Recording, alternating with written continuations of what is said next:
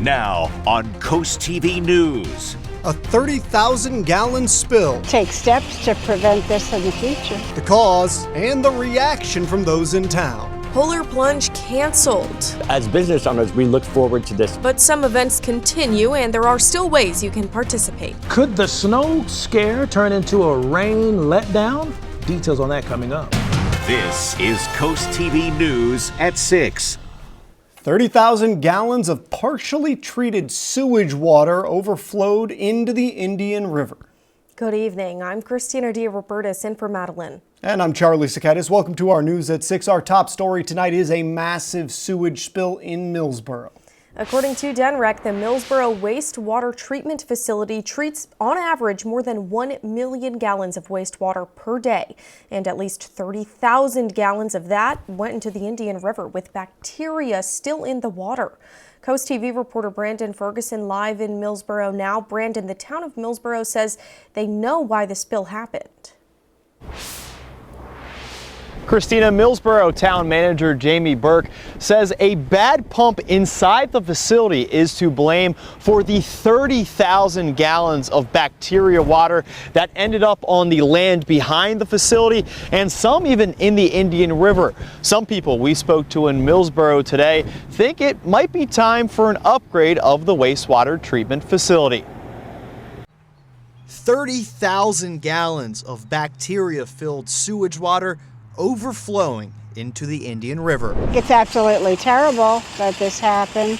Joanne Guthrie has lived in Millsboro for over 15 years. Guthrie says maybe the plant should be upgraded. I think they should take steps to prevent this in the future, because we do a lot of fishing and crabbing in the Indian River Bay, so I'm concerned.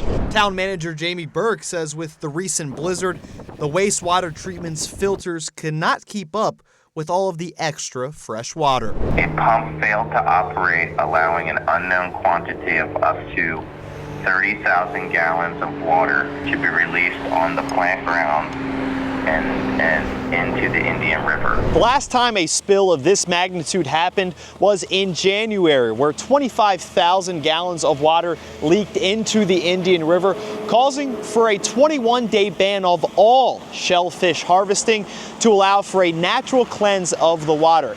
As DENREC is continuing to investigate this spill, there's no word on if a 21-day ban will go into effect. Burke says the pump operation was restored and cleanup followed, but what this amount of wastewater means to the ecosystem is nothing but bad. The total spill time here in Millsboro was just under an hour at the facility as DENREC is continuing to investigate what led up to that pump failure. Live in Millsboro, Brandon Ferguson, Coast TV News. And as Brandon just mentioned, last month, a similar situation, a broken pipe at the Millsboro wastewater treatment plant that caused $25,000 gallons of a spill that led to a 21-day shellfish harvest ban. The town says crews repaired the pipe and completed the cleanup there as fast as possible. Let's go ahead and take a live look outside in Rehoboth Beach. You can see some of the snow there on the boardwalk and on the sand as we check in with our chief meteorologist, Paul Williams. Well, right now we take a look at what's happening in Laurel, and listen, we have a lot of the snow melt that's already gone into full effect. This was just as early as yesterday. We had more of the white stuff there that was visible, but now we're at 46 degrees, and we're going to continue to stay on the warm side of things, particularly going into this weekend. Saturday is going to be just outrageously beautiful. Now, we are going to drop to 34 degrees by 10 o'clock with mostly clear skies in Laurel. That being said, this is where we started off this morning, 25 in Georgetown, 28, the starting point in Ocean City, and in Cambridge, and 27, the morning low in Salisbury. Here's where we stand right now. We're looking very clear, very cooperative, a little bit in the way of cloud cover in some places, but other than that, we're staying pretty clear for right now. Now, coming up, we're going to talk about just how warm we're going to be over the weekend and that mix of possible snow and rain that we could possibly see at the early part of next week. Paul. Here's a look at the Lewis Polar Bear Plunge from a previous year, an annual event organized by Special Olympics Delaware. Coast TV News reporter Emma Aiken live in Rehoboth Beach. Emma, the city says they made the decision to cancel the plunge in the 5K run due to ongoing snow and safety concerns.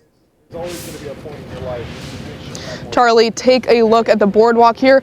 Still a lot of snow here from the blizzard we just had. The city says between the boardwalk's condition and these beach-covered crossings here covered in snow, plus a lot of sidewalks around downtown still covered in snow, they just cannot justify putting safety at risk. Organizers say parking has become even more limited downtown and created unsafe walkways from the snow throughout the city, and city crews are still cleaning up downed branches from the blizzard.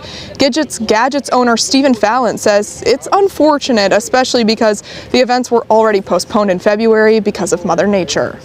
As business owners, we look forward to this because this is the one event that actually brings in some business into town over the winter months, and pretty much we can all use it.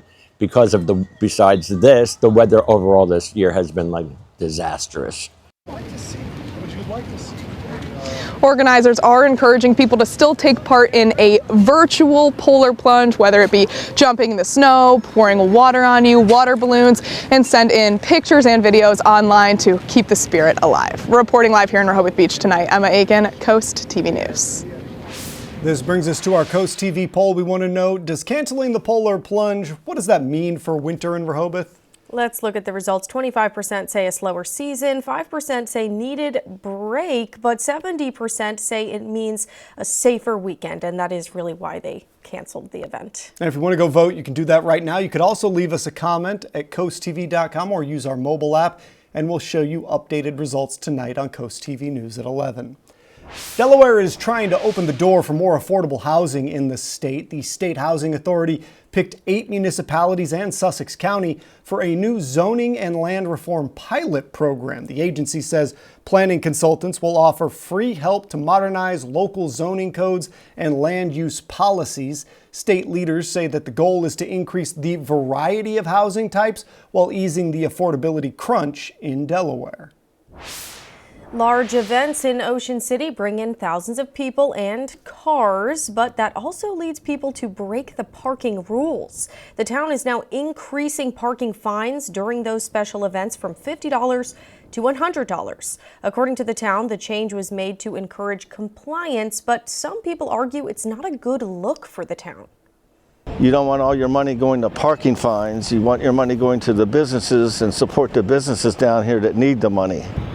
Those increased fines will apply during the 4th of July, Oceans Calling, Country Calling, and other large-scale events throughout the year.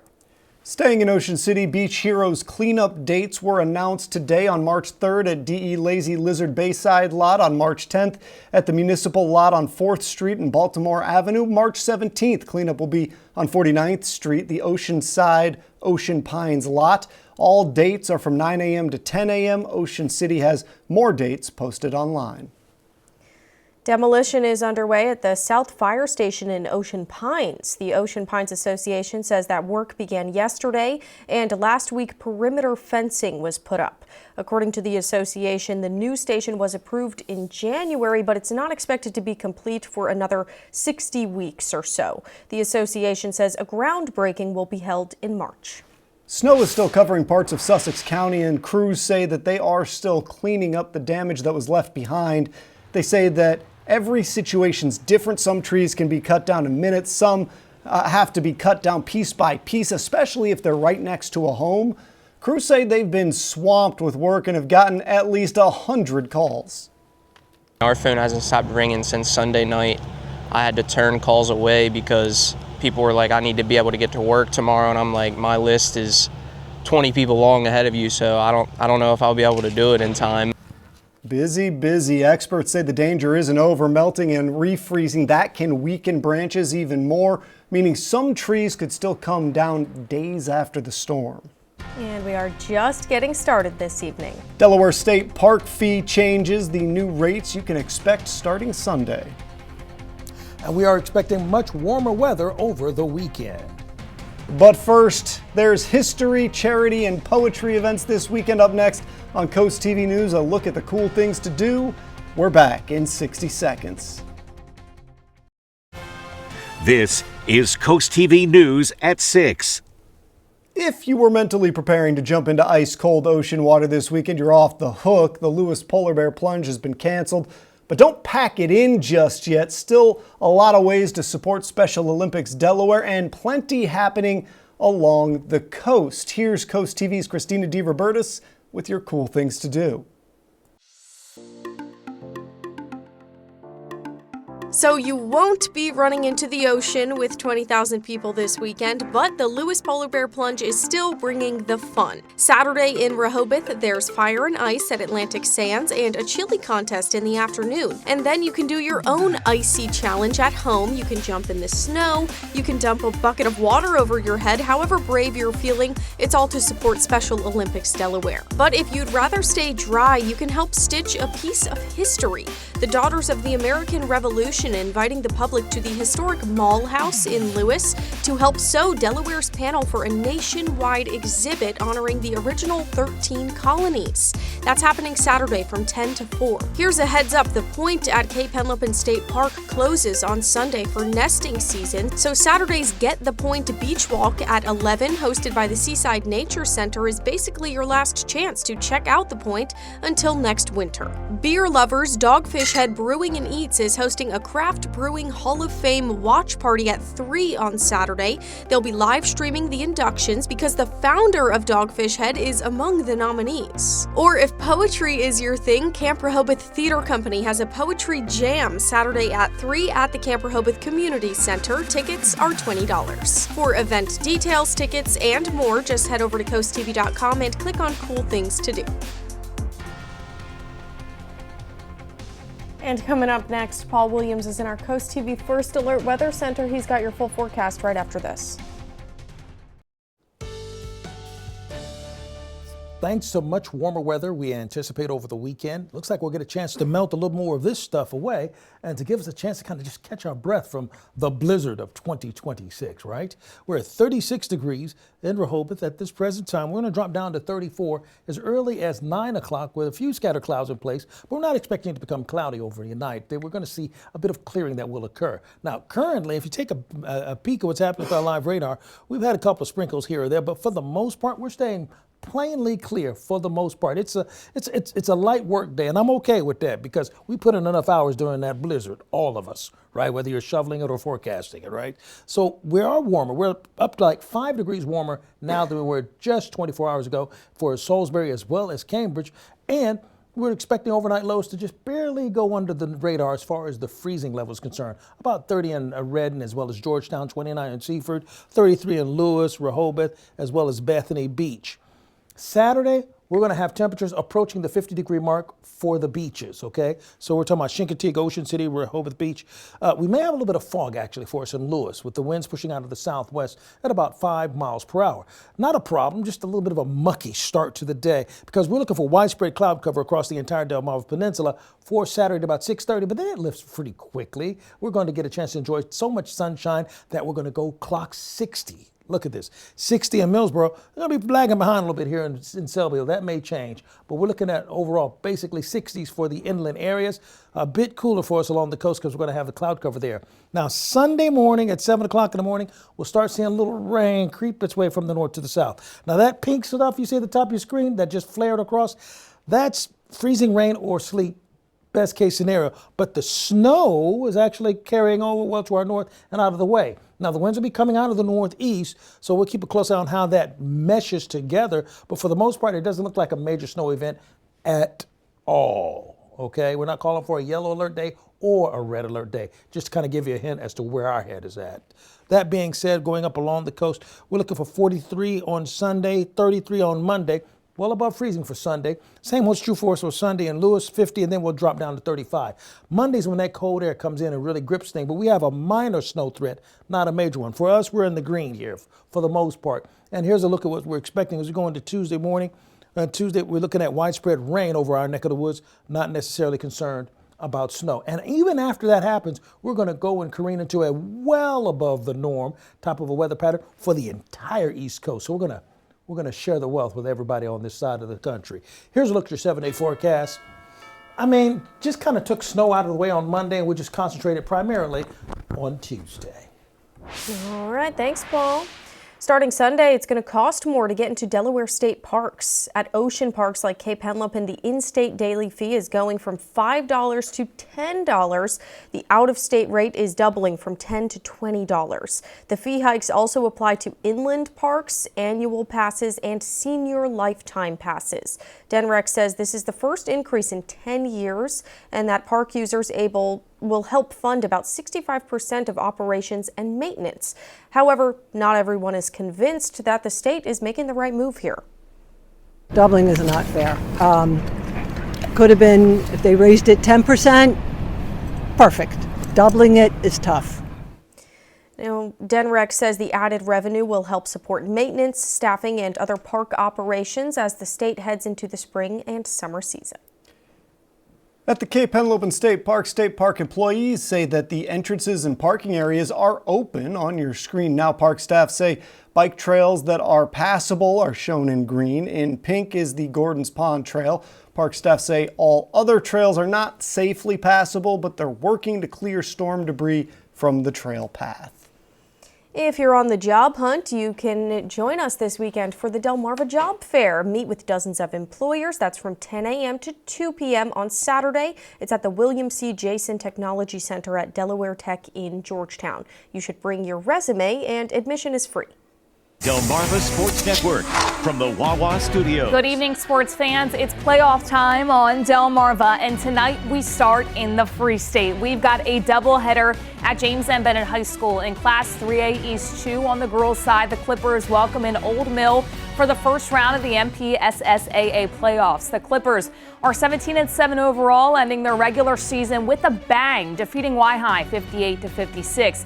and a 2-game win streak. They face 5-17 Old Mill. As for the Clippers on the boys' side, they finished the regular season 15-8 and on a 4-game win streak. James M. Bennett finished the year with a 64-63 victory over Y-High. They take on Northern C tonight at 7 p.m. Staying in Class 3A East 2, Stephen Decatur welcomes in Arundel. The Seahawks sit 2 games under 500 going into the postseason. Arundel notched only 4 regular season victories. This contest just getting underway. And at 7 p.m. in Class 2A East 2, Easton hosts Kent Island in boys basketball. A Bayside North battle in round 1 of the postseason. All highlights on the final score at 10:30 p.m. Have a great night, everybody. In Ocean City, we'll drop to 35 degrees by 10 o'clock. We're looking very clear at this present time. Join us for the Delmarva Job Fair on Saturday. We'll have a high of 57. It's going to be at the Delaware Technical Community College, so be sure you come on out with your resume ready. Debbie Fetter of Rehoboth, you're our umbrella giveaway winner, courtesy Paul Davis, property restoration experts. Keep up with your forecast by calling our weather line, sponsored by the law offices of Bruckstead, Mandalis, and Federico. The number to call is 443-880-9100. Your forecast is just a call away. And finally, here's a look at your exclusive 10-day forecast. An absolutely wonderful mild Saturday is expected, and a high of 57 on the coast, 60, actually low 60s inland. Then we're going to have normal temperatures on Sunday. Monday, a bit cold with the Arctic blast that's going to push through. And then we'll have some precipitation that's going to kind of sneak in throughout the area as well. So we'll be mindful of that. I'm not expecting a major snow event, a minor snow event at best. And that's primarily going to be late Monday night going into Tuesday. And then we start climbing well into the 60s going into next week. So, hey, this could be the last hurrah of that crazy cold kind of weather. Love to hear that. Thank you, Paul, and thanks for joining us for Coast TV News at 6. For more news, more local weather, download our Coast TV News app. The NBC Nightly News is up next. And we'll see you later tonight for Coast TV News at 11. Have a great evening.